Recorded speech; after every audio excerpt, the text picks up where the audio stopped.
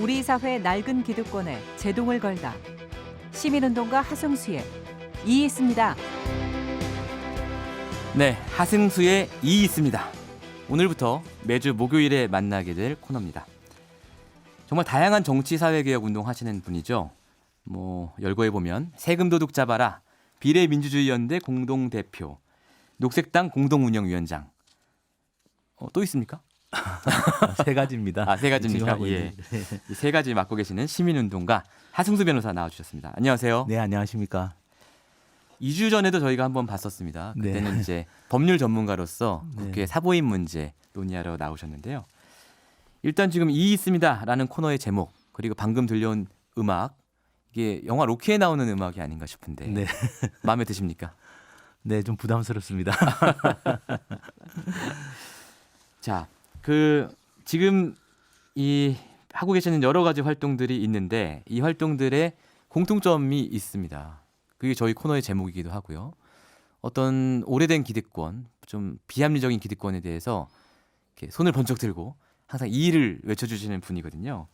청취자분들께 일단 각오 한 말씀 좀 네, 제가 예. 집이 충남 홍성입니다. 그래서 예. 아침에 라디오 이렇게 출연하려면 예. 그 전날 집에 못 들어가야 되는데 예. 일주일에 한 번씩 집에 못 들어가더라도 좀 정치하시는 시민들께 예. 우리 사회에 정말 좀 꼭 필요한 어떤 얘기들을 예. 저 나름대로 좀 전달하고 싶어서 예. 그런 각오로 시작을 하겠습니다. 야, 일주일에 한번 외박을 감행하시면서도 코너에 참여해 주시게 됐고요.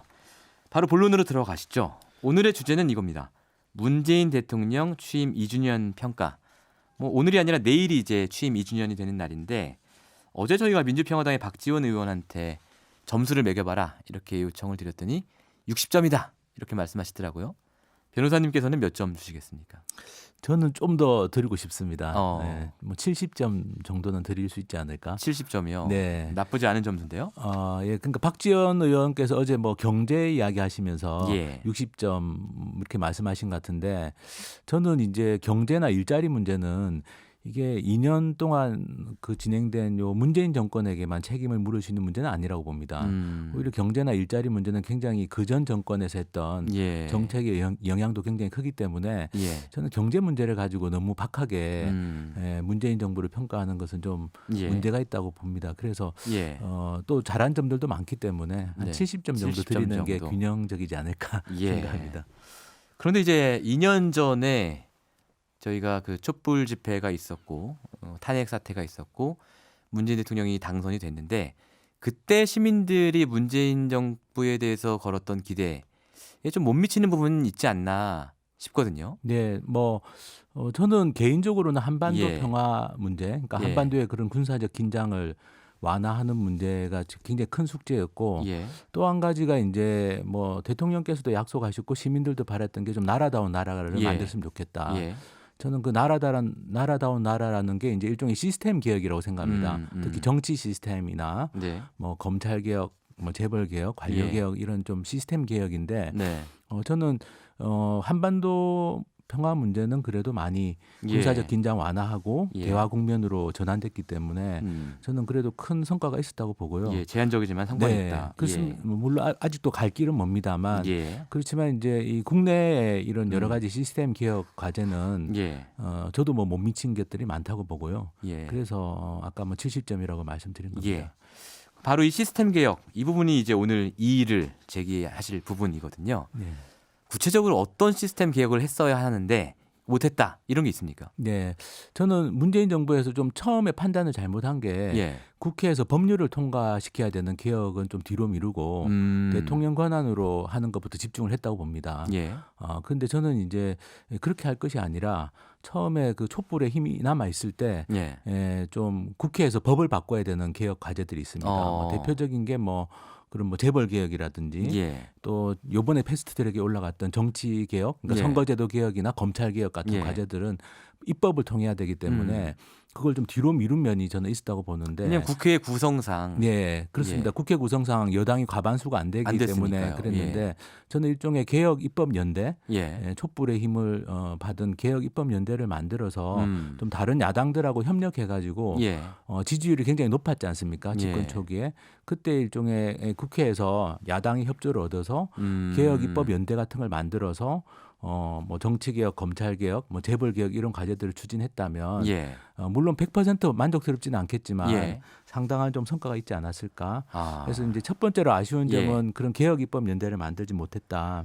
초반에 네네, 정권 초반에 그리고 예. 뭐 저는 관료개혁이나 예산 구조개혁 같은 게 저는 꼭 필요했다고 생각하는데. 관료개혁과 예산개혁 그 얘기는 예. 많이 안 알려져 있는 것 네네네. 같은데요. 예. 그 관료개혁은 이제 우리 사회의 어떤 여러 가지 그동안 특히 이명박 박근혜 정권 때 나왔던 문제들 예. 그 문제들의 책임에는 저는 고위 행정 관료 집단도 저는 책임이 있다고 봅니다. 뭐 가령 뭐 4대강 사업이라든지 해외 자원 개발이라든지 예. 여러 가지 문제들이 많았는데 예. 그게 단순히 뭐 정치인들이나 관련된 그 이권 집단만의 잘못은 아니고 우리나라에서는 어쨌든 이 고위 행정 관료들이 가지는 예. 힘이 막강합니다. 예. 정권은 바뀌어도 관료는 바뀌지 않는다. 예. 이런 말이 있고 그 관료들이 국가 예산 뭐 470조 원에 달하는 국가 예산을 주무르고 있는데 예. 그런 관료 집단과 예산 구조 그 관료들이 만들어 놓은 뭐 자기 부처 밥그릇 챙기기도 굉장히 심하고 예.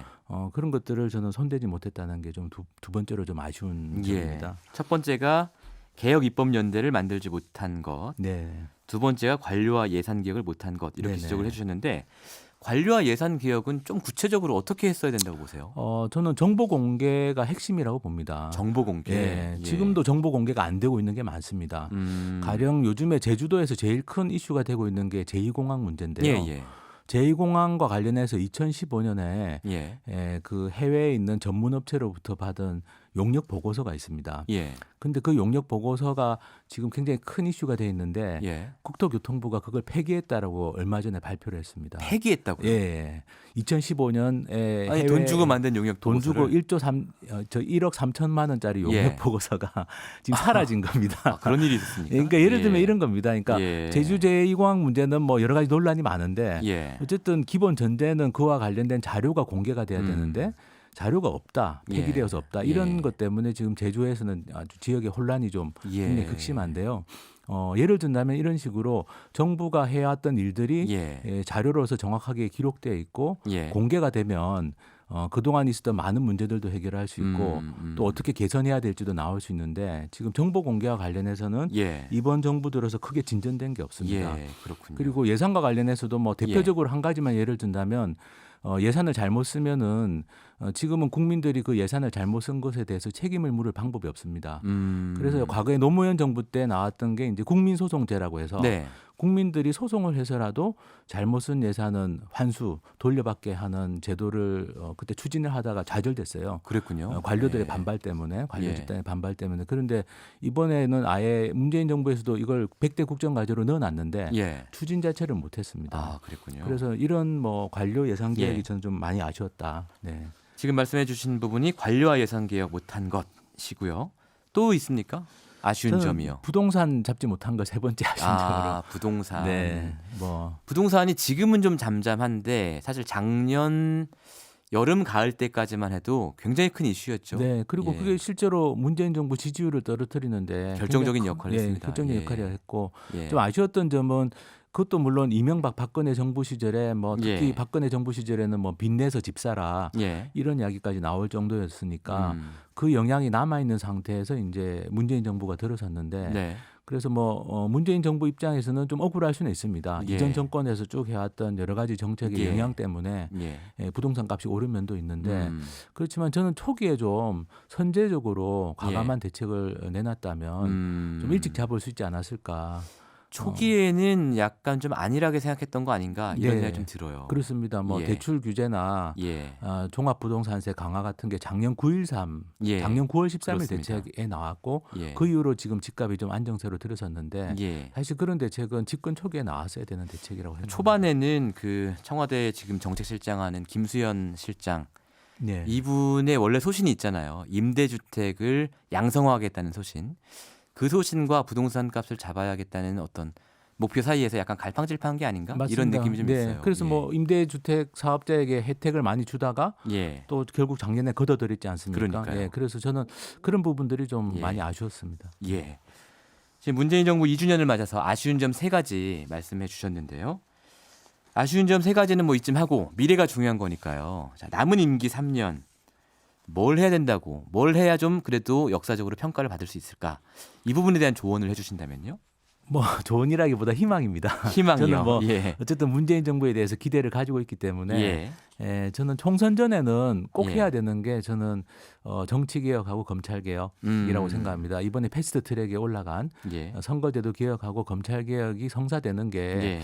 저는 문재인 정부가 좀 성공한 정권이 되기 위해서는 꼭 필요하다고 생각하고요. 예. 앞서 제가 김웅 검사님 예. 예. 인터뷰를 들으셨어요? 기다리면서 좀 들었는데 저는 검찰 개혁과 관련해서 네. 검찰이 공수처를 만드는 거 그건 워낙 국민들 절대 다수가 지지하는 거고 예. 예. 검경 수사권 조정도 필요하긴 합니다. 네. 그래서 저는 큰 틀은 받아들이고 검찰에서 그리고 뭐 세부적으로 뭐 검찰이 제기하는 뭐 경찰 특히 정보 경찰 문제 이런 예. 것들은 뭐 저는 또 검찰 이야기도 들을 만한 부분이 예. 있다고 생각하는데요. 예. 어쨌든 그런 부분은 좀 미세 조정을 하더라도 예.